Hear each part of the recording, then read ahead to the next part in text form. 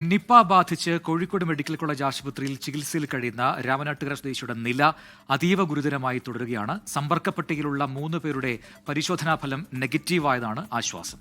Nipah ഏകോപനങ്ങളിൽ വൻ വീഴ്ചയെന്നും വിഷയം സർക്കാർ ഗൌരവമായി കാണുന്നില്ലെന്നും പ്രതിപക്ഷ നേതാവ് പിണറായി വിജയൻ കുറ്റപ്പെടുത്തി.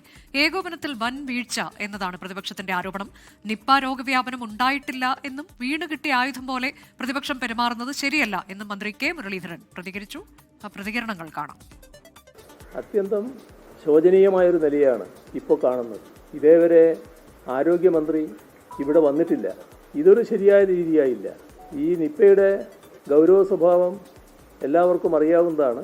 അതനുസരിച്ചുള്ള ജാഗ്രതയോടെയുള്ള ഇടപെടൽ സർക്കാരിൻ്റെ ഭാഗത്തു നിന്ന് ഇനിയും ഉണ്ടാകേണ്ടതായിട്ടുണ്ട്. വൈകുന്നേരത്തിന് മുമ്പ് അത് ഡൽഹിയിൽ നിന്ന് എത്തിക്കുന്നതാണ്. ബാക്കി എല്ലാ മരുന്നുകളും സ്റ്റോക്കുണ്ട്. ഈ നിപ ഇതുവരെ വ്യാപിച്ചിട്ടില്ല.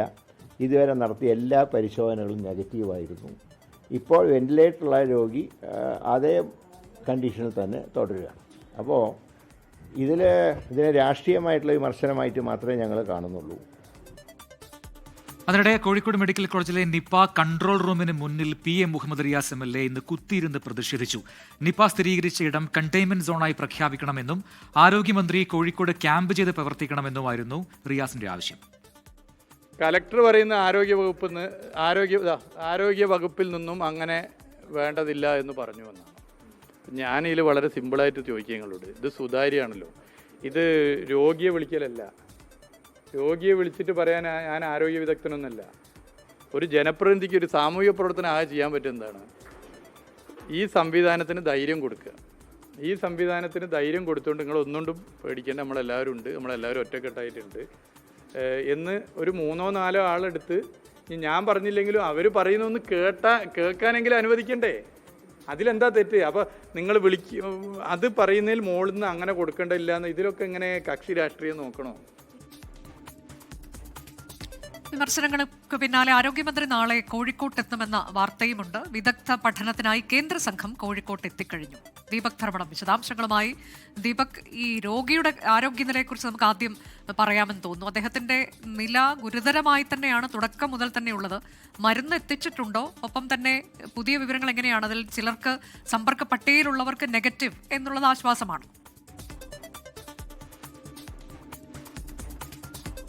അനുജ, രോഗിയുടെ ആരോഗ്യനിലയെ തന്നെ തുടങ്ങാം.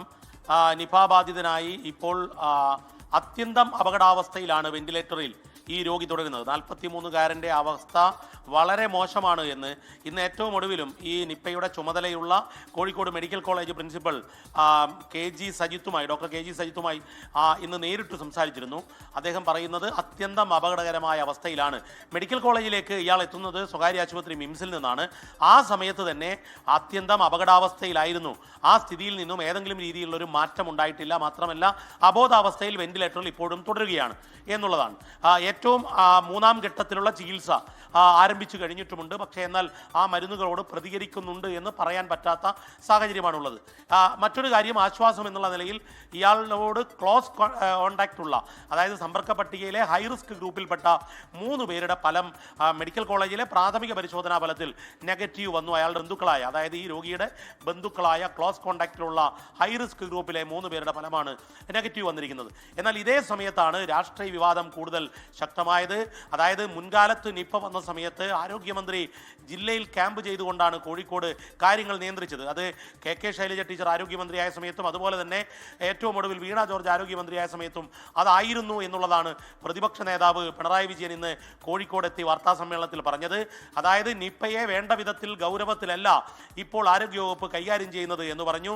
മറ്റൊന്ന്, പ്രതിപക്ഷത്തെ MLA ഈ നിപ്പ ബാധയുണ്ടായ പ്രദേശം ഉൾപ്പെടുന്ന ഫറൂഖ് കോളേജ് പ്രദേശം ഉൾപ്പെടുന്ന ബേപ്പൂർ മണ്ഡലത്തിൻ്റെ MLA മുൻ മന്ത്രി കൂടിയായ മുഹമ്മദ് റിയാസ് ഇന്ന് കലക്ട്രേറ്റിലെ കൺട്രോൾ റൂമിലെത്തുന്നു. ഒന്ന്, അദ്ദേഹത്തിൻ്റെ പ്രധാനപ്പെട്ട ആവശ്യം കണ്ടെയ്ൻമെൻറ്റ് സോൺ പ്രഖ്യാപിക്കണമെന്നുള്ളതാണ്. ഇതുവരെ കണ്ടെയ്ൻമെൻറ്റ് സോൺ പ്രഖ്യാപിച്ചിട്ടില്ല. ആ ആവശ്യം ഉന്നയിക്കുന്നു. മറ്റൊന്ന്, കൺട്രോൾ റൂമിൽ നിന്നും ജനപ്രതിനിധികൾ ഉൾപ്പെടെ ആ പ്രദേശത്തുള്ള ആ കണ്ടെയ്ൻമെൻറ്റ് ഏരിയയിൽപ്പെട്ട, കണ്ടെയ്ൻമെൻറ്റ് പ്രഖ്യാപിച്ചില്ലെങ്കിലും ആ രീതിയിൽ ഒരു സമ്പർക്ക പട്ടിക പെടുന്ന പ്രദേശത്ത് വിളിച്ച് ഒരു ആത്മവിശ്വാസം നൽകണമെന്ന് ആവശ്യപ്പെട്ടു. പക്ഷേ എന്നാൽ ജനപ്രതിനിധികൾ അക്കാര്യത്തിൽ ഇടപെടേണ്ടതില്ല എന്നതാണ് ആരോഗ്യവകുപ്പിൻ്റെ തീരുമാനം എന്ന് അവിടുന്ന് കൺട്രോൾ റൂമിൽ നിന്നും അറിയിച്ചു. ഏറ്റവും ഒടുവിൽ ആരോഗ്യമന്ത്രിയായി കൂടി സംസാരിച്ചുകൊണ്ട് അദ്ദേഹം പോവുകയും ചെയ്തു. പക്ഷേ പോകുമ്പോഴും അദ്ദേഹം പറഞ്ഞത് ഇത് കണ്ടെയ്ൻമെന്റ് സോൺ എത്രയും പെട്ടെന്ന് പ്രഖ്യാപിക്കണമെന്നുള്ളതാണ്. CPM-ന്റെ ഒരു പ്രതിഷേധ സമരം, അതായത് നിപ്പ കാര്യത്തിൽ ആരോഗ്യവകുപ്പ് ജാഗ്രത പാലിക്കുന്നില്ല എന്ന് പറഞ്ഞുകൊണ്ടുള്ള പ്രതിഷേധ സമരം കോഴിക്കോട് നഗരത്തിൽ അല്പസമയത്തിനകം തന്നെ ആരംഭിക്കാൻ പോകുന്നു. ഡിവൈഎഫ്ഐയുടെ നേതൃത്വത്തിലാണ് അത്തരത്തിലുള്ള ഒരു സമരം നടക്കുന്നത്. പക്ഷേ എന്നാൽ ആരോഗ്യമന്ത്രി വളരെ കൃത്യമായി ഇതിൻ്റെ എല്ലാ കാര്യങ്ങളും നന്നായി നടക്കുന്നു എന്ന് ഇന്ന് തിരുവനന്തപുരത്ത് മാധ്യമങ്ങളോട് പറഞ്ഞു. മരുന്ന് ചിലതില്ലാത്തത് ഡൽഹിയിൽ നിന്നും അത് ICMR ആണ് തരേണ്ടത്, ആ മരുന്ന് കൂടി എത്തിച്ചുകൊണ്ടിരിക്കുകയാണ് എന്ന് അദ്ദേഹം പറയുന്നു. ജില്ലയുടെ ചുമതലയുള്ള റവന്യൂ മന്ത്രിയും ഇന്ന് ഇവിടെ എത്തി മാധ്യമങ്ങളെ കണ്ടു. ഏതെങ്കിലും രീതിയിൽ സിസ്റ്റം നന്നായി പോകുന്നു എന്നുള്ള നിലയിലാണ് അദ്ദേഹവും പ്രതികരിച്ചിരിക്കുന്നത്. പക്ഷേ ഏതായാലും നിപ്പയുടെ തുടക്കത്തിൽ ചില കല്ലുകടി ഉണ്ടായിരിക്കുന്നു. ആദ്യ 4 ദിവസത്തിൽ ആരോഗ്യമന്ത്രി ഇവിടെ എത്തിയില്ല എന്നതുൾപ്പെടെയുള്ള രാഷ്ട്രീയ വിവാദത്തിലേക്ക് നിപ്പ വഴിമാറിയിരിക്കുന്നു എന്നുള്ളതാണ് വസ്തുത. അനുജ പ്രജിൻ.